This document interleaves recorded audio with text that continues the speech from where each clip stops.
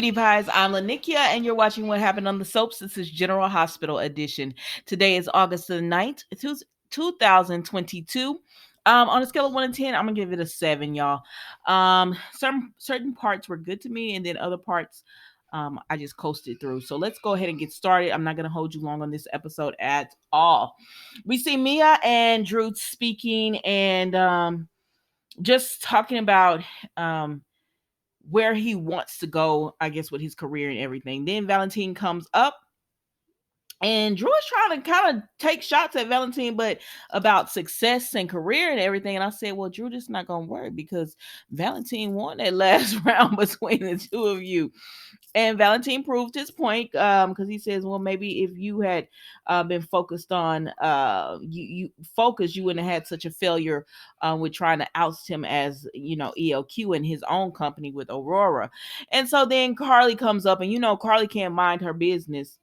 I like Carly. Don't get me wrong. I like Carly, but there are certain things that annoy me, like her not minding her business. And so she comes up, and she I guess gets rid of Valentine, is that, if that's what you want to call it, by telling him, he has a table by the kitchen or by the bathroom. Something she said, because he was like, Carly, I'm surprised you're here, since she doesn't own Metro Court anymore or whatever. But anyways, so then Drew, Carly, and Mia talk when Valentine leaves, and she says she has a meeting with Mia. And so Carly and Mia talk, and she says, what do you want to do? And Carly says, she wants to get back everything that she has lost. And so Mia explains how she could help her do that. So then we see Carly and Drew talk, and they just talk about how they want to, they want to be successful. I'm not gonna hold you long on this because it wasn't much, and let's move on. So then we see Sam and Dante, and Sam and Dante are talking, and they're just talking about Lulu. They finally bring up the subject of Lulu and how she doesn't want to move in with Dante because that's Lulu's home. That's him and Lulu's home. And he says he understands that. Are they going to move in together? I don't know, because after they get done talking, it seemed like it was good conversation. Sam looks around and see Carly and Drew laughing, and she gets this look on her face. I said, now, oh my gosh, I know y'all not about to do this. I know y'all are not about to do this, because Sam did not want Drew. Nothing, like, she's been hanging around Drew, Carly, all of them, and nothing says she wanted Drew in any type of way. And y'all know y'all share men on this soap, so please stop it. Y'all already know y'all be sharing men, so let's not do that. Plus, I don't want to see it, to be quite honest with you. So then we see Victor and Valentine, and the way Victor is using Charlotte to control Valentine is disgusting. And the fact that he's just casually like, why is Laura still alive? Like, sir, what are you talking about? But anyways, he says, is Anna off my case? And he says, yes, I told Anna, I went to another hospital for treatment, so everything should be all good with her. Valentine know he lying, but he trying to hold Victor off of getting on Anna. But I think Valentine should just tell Anna what's going on, because she would be able to help. And then we see Drew come up to Valentine. He said he has some things he wants to talk about. I said, y'all just desperate to give Drew some type of storyline, because you have none. You have none. Y'all don't know what you want this man to be. You don't know what you want this man to be, so y'all just desperate to give him some type of storyline. All right, let's keep moving. So then we see Anna and Felicia talk, and they're working out and everything. And Felicia just talks about Mac want to retire, but she's kind of wanting to get in the PI business again. She just doesn't want to bounce grandbabies on her knees. Like, she does want to do that, but she still has life in her. Like, just because she's a veteran, older, one of the older castmates, doesn't mean she wants to just sit back and watch all the young people do their thing. She wants to still participate.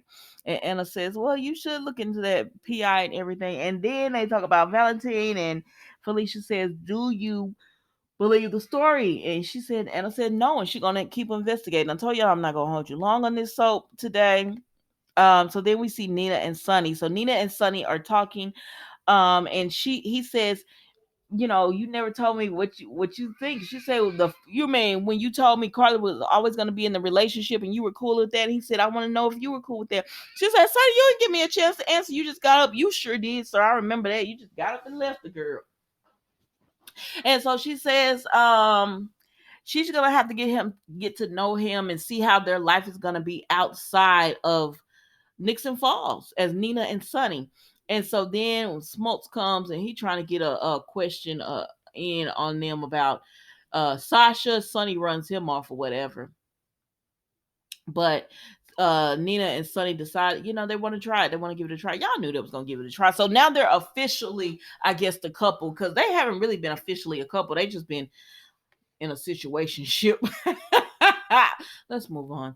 So then we see Scott and Ava, and he says, "You still want a divorce?" And she said, "Yes, sir. I still want it." And so then Nicholas comes up, and she says, "Oh, I'm glad you're here." And he was like, "I've been looking for you." And she said, "Yes, sign on the dotted line." And he says, "Ava, we can't get a divorce, and it has to deal with Trina. So let me talk to you in private." And so she finally tells Scott, "Go ahead, I'm gonna talk to him real quick, and then we're gonna sign this dotted line." Because she had told Scott, "Give me a pen," and he said, "I always carry a pen," and she was ready to sign them papers, but he was not.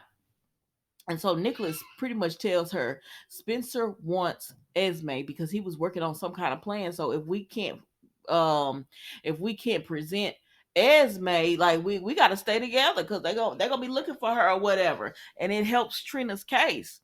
Because he was trying to help Trina's case and everything.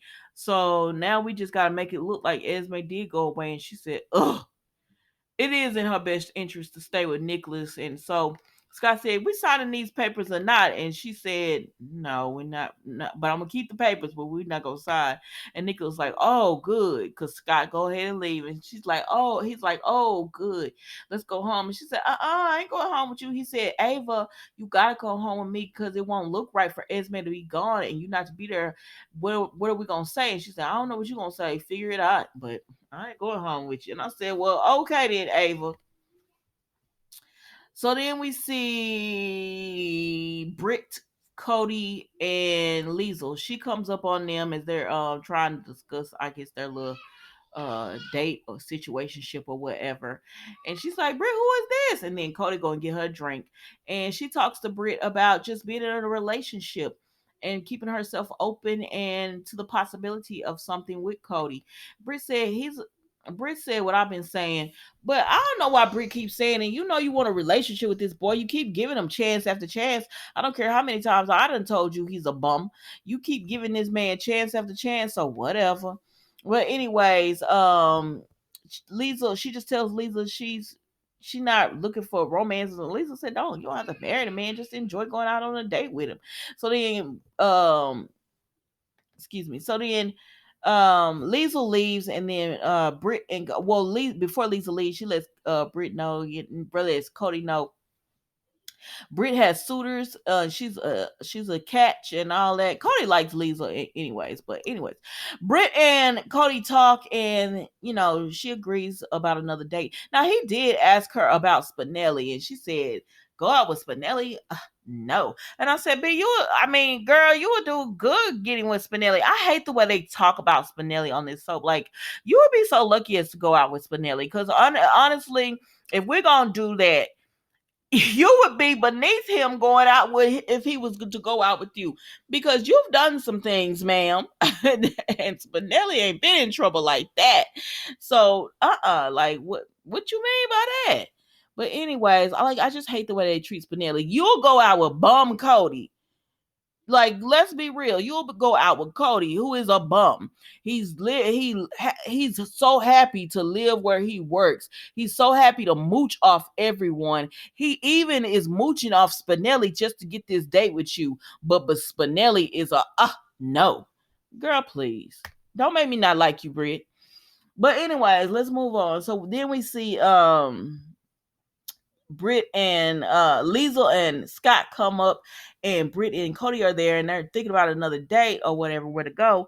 And Scott comes up, and Cody's like, I know you, and Scott was like, because he says you're the man of, I guess, on benches and all. You know how people advertise. And so Scott gives Cody a card, and he says, yeah. And Cody says, I've been waiting to do this for a long time. And then he punches Scott, and I'm like, trash. I don't know. I can't stand Cody, y'all. Like, I really cannot stand Cody. And it makes me sick that he gets this huge storyline where other people have been on this soap forever and y'all barely show them, but he gets to come on this soap as a bum and get a huge storyline and everything. So whatever, it is what it is. Maybe I just wasn't in the mood for this today. All right, guys, that's General Hospital today. Don't forget to like, comment, and subscribe, and I will see you tomorrow for another episode. Thanks for watching. Bye.